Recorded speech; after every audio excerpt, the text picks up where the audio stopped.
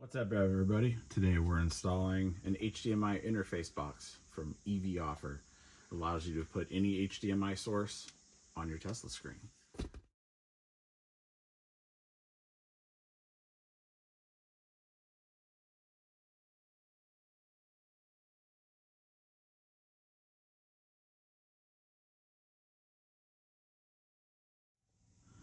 This is everything that comes in the kit. You've got the HDMI interface module itself and the wireless remote control. You've got the cable that plugs in line with the MCU. And then this cable plugs into the above cable and provides data to the HDMI interface module. You have the IR receiver for the remote control. You have a button to manually select your input mode. The two cables that go from the MCU to the HDMI box, and then the HDMI box back to the MCU. And your FM modulator for sound. Let's get to it. First thing you gotta do is remove your floor mats. Or floor mat, if you're like me and only have one. And then you want to pull the rubber seal away from the door. It just pulls right off. Some cars it might be a little bit stickier, so watch your fingers or wear gloves. But easiest way is just pull the seal all the way off and get it out of your way. And then you got this plastic piece on the trim. You can just reach in there, pull it out. Mine's broken. Well, not broken, but there's usually a little metal clip right here that holds it in there more. So you might have to tug on it a little bit, but it just pops right off. And then lifts out. Throw that up on the dash. Grab your trim tool piece. And you're going to pop out the little connector that's right here. This little buddy. Just pops right out. And then pulls out. Keep it on the dash so you don't lose it. And then, with that loose, you can just pull on this trim piece. Comes right out. You hear a couple of popping sounds, but it's no biggie. Just lifts up, pulls right out. Throw it to the side. You got one more little pop connector to take out, and it's this one right here. So pop it out with the tool. Pull the pin out, keep it on the dash. And with that free, you can pull this whole carpet dash piece out. It's also make it a little bit easier before we do that. Is this under trim piece that holds the floor light. You want to take it out also. There's 4 more of those little connectors under here. We'll throw up a picture that shows that. So you can just pop these connectors out.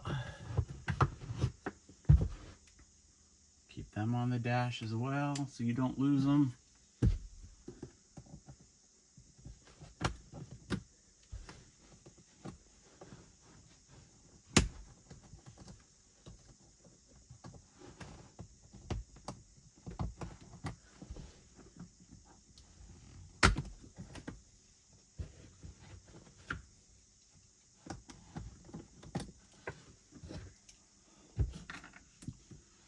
With those pop rivets out, you just grab under the trim piece and pull it down slowly because it's got some wires attached to it.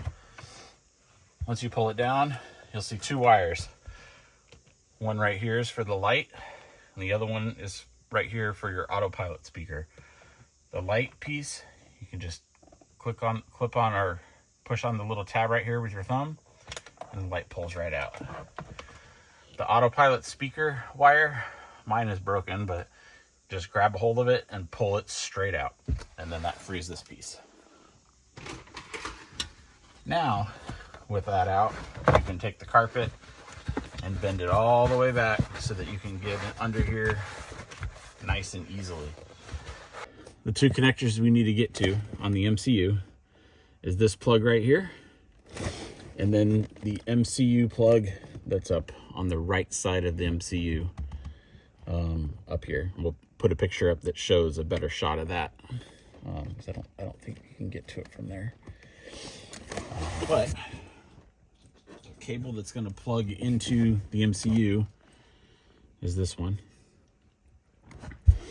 and it's just going to plug in line. So you're going to, the connector that's up on the MCU, you're going to reach in there, grab it. The easiest way I found is to put your hand in there. You'll be grabbing it like this with your index finger on the tab, and then your thumb and your middle finger on the edge. You push the tab in, and then you just work it up and down as you're pulling it out. Once you back that connector out, you're going to plug it into here, and then you're going to plug this back into the MCU plug.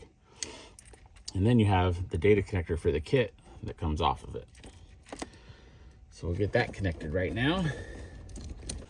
With that plugged in there, you've got this end that's now sticking out.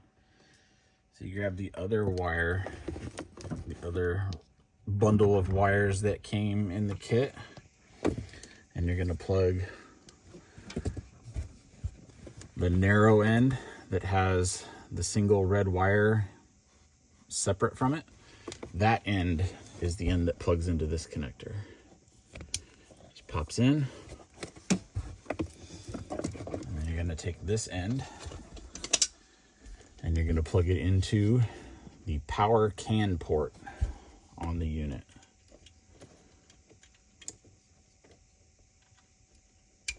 Just pops in just like that.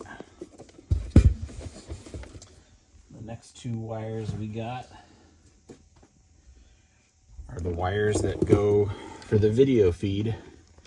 So you want to take this connector that's pointing up, push this little tab in, and then slowly pull it out. Just pops out just like that. And then you want to find, there's two different video cables that came with this. One of them's got a bigger connector on the end, and it's wrapped in felt tape. And then the other one is not, it does not have any felt tape on it around the whole thing. That's the one you want to plug into the MCU. And you want the one that has the wire pointing up and the tab down for the MCU. So I take this wire after I unplug it from the MCU, and I just push it up a little bit and then go on the other side of these wires. And you'll see why in a second. With this one, since this wire was pointing up, you want this wire pointing up. So what I do is feed this one behind these two wires that are right here. That way it's gonna have the same orientation that the factory wire had. Now that it's pointing up, you just kind of line it up with the port and plug it in. The other end of this wire goes into OEM in. And again, just lines up, clicks right in.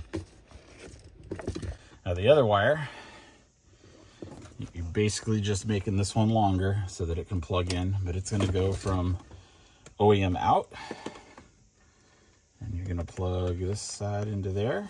Again, tab up, and then just reach under here. You line up the ports on this, and it just clips right in. And then after you clip that one in, I usually tuck it back in so that it's sitting on top of these two wires. That way it's just got a little bit less stress on it. So the IR cable is, it looks to be probably about 12 feet, 10 feet, 12 feet or so. I don't know that you need all that because it's a pretty strong light on the remote. So what I usually do is install the IR sensor right here in the corner and then run the wire down to the box. And you can just kind of feed the wire through there, and then you just make it tight so that it's in there. If you want to make it even more tight, you can use the edge of the trim tool to kind of feed it in there so that it's locked in, and then it just sits there. run the wire down whatever way looks cleanest. I usually feed the wire through some of the other stuff so that it's not loose per se.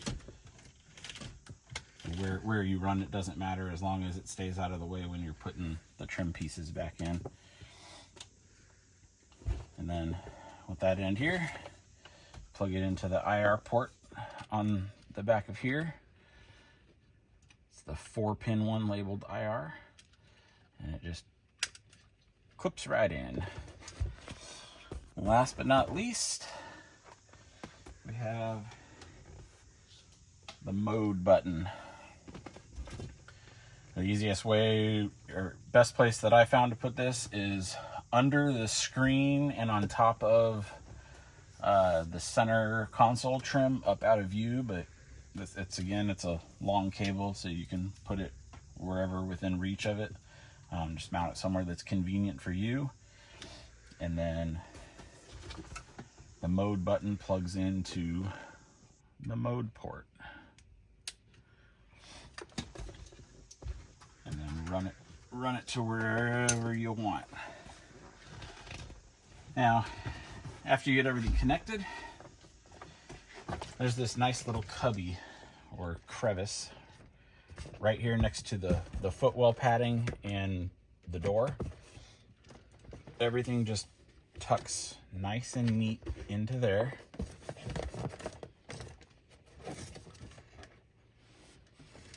Kind of feed the wires under it.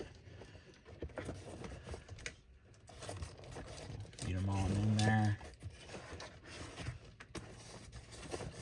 Before you get too far, what I do is plug in an HDMI cable. You want it into HD in.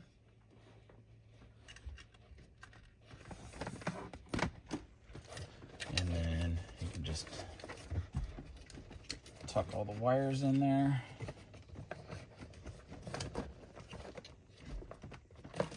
Not that one.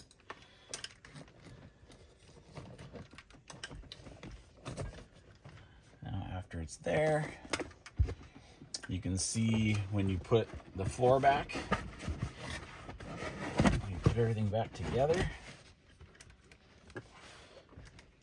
you can still get to the port if you ever need to plug or unplug anything into it, because it's right here, so you don't have to take everything apart. You can pull this door trim piece off and plug whatever you need to. But I plug an HDMI cable into it and run it back around the dashboard through the piece and then come out the side, so that you don't even have to get to this. But this is still in a nice place in case you need to get to it. So after that's there, we want to hook up sound so that we get sound for anything that you're playing through the HDMI. Comes with an FM modulator. Personally, what I did is I cut the end off of it and I put Anderson power poles on the end. And then I've got a wire running from the Penthouse battery in the back coming up front. You can hook it up to whatever power you want. There is this red wire that comes off of the harness for this thing that gives you positive accessory power. You could just as easily hook the red wire up to this, and then the two black wires you can run to this nut that's right here or anywhere else where there's a ground. I just did it this way so that I can control the on and off of the FM modulator myself. But again, you can hook it up however you want. After you get that, you have this other cable that came with it. It's got the white end on the end of it, and it goes into the port marked aux out, and it just pushes in.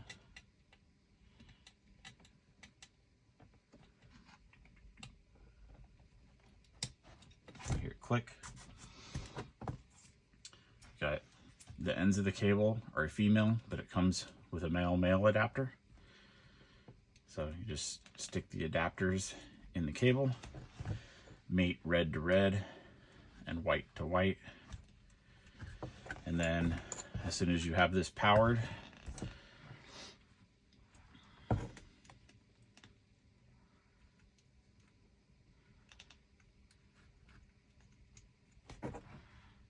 give it power.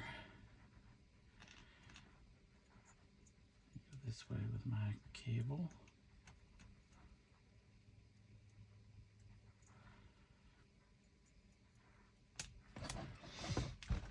And then there's a chart on the front of this box that tells you how to set the dip switches for whatever frequency you want.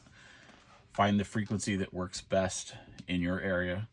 You preferably want to find a frequency that does not have a radio station on it, and then set the dip switches to that one. So here I'm going to use 87.7. That just happens to be all lows. It's already set to that, so I don't have to change anything for mine. Once you get it installed and it's hooked up and it has power, it doesn't look like there's anything on the box that lights up when it has power. So don't be looking for any lights. But once it's powered and it's hooked up, you can just tuck it right in here with everything else, like we did with the HDMI box. Again, I'm going to tuck mine in right here so that if I ever have to get to it, it's really easy to get to service it, or, you know, whatever.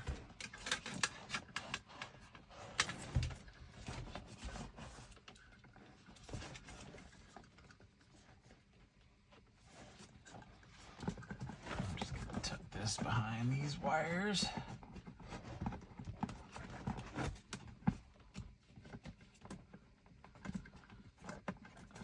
So that it just kind of holds itself in place.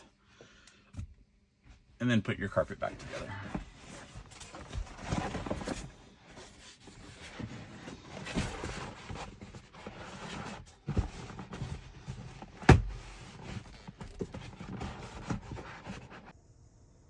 All right, we got everything installed. Now let's see what it does. All right, so to activate it, if you remember, I told you guys I put my button right down here, the little switch that it comes with.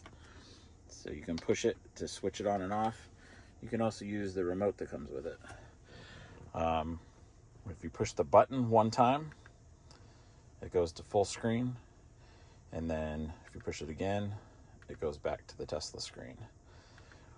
Once you've got the blue screen up, you can use the PIP button. And you can move it so that it's a smaller screen on the right, a smaller screen on the top left, smaller screen on the bottom left, and then back to full screen. And you can switch between all of those just using the top right PIP button on the remote. Using the button down here, you push it once and let go to go back and forth. And if you push and hold, then it switches.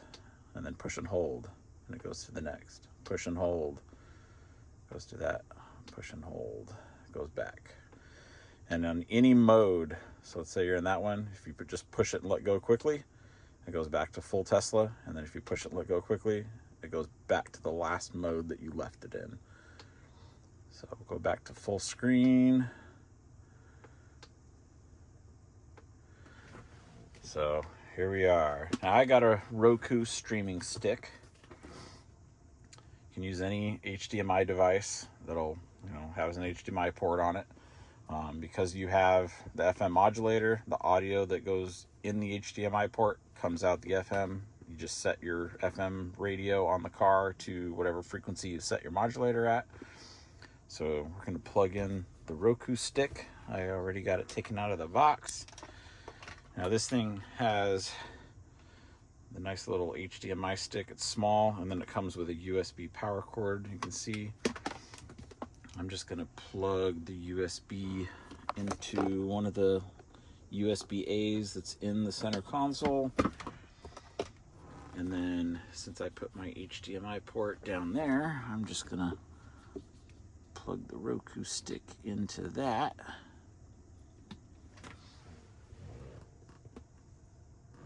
And then bam, there you go. You got Roku in your car, or whatever you plug into it. And give it a second to boot up.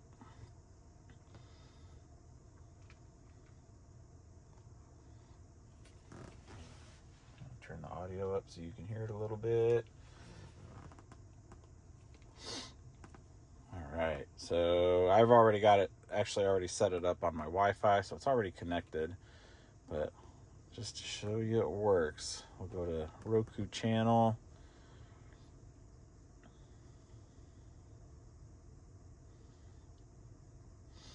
And just pick a movie. I started watching Paul Blart Mall Cop just to make sure it worked. Madagascar. Watch now. Turn that volume up.